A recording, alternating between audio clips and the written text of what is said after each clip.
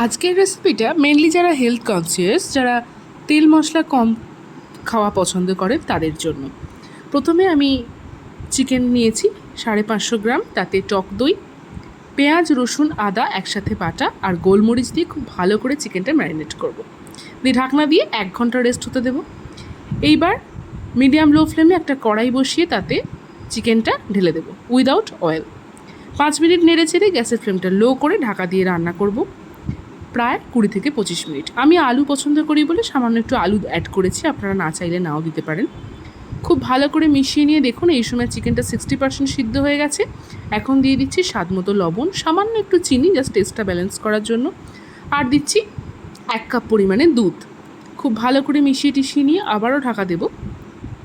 আর দেখুন ঢাকা খুলেই একদম কিন্তু আমাদের white chicken ready without oil.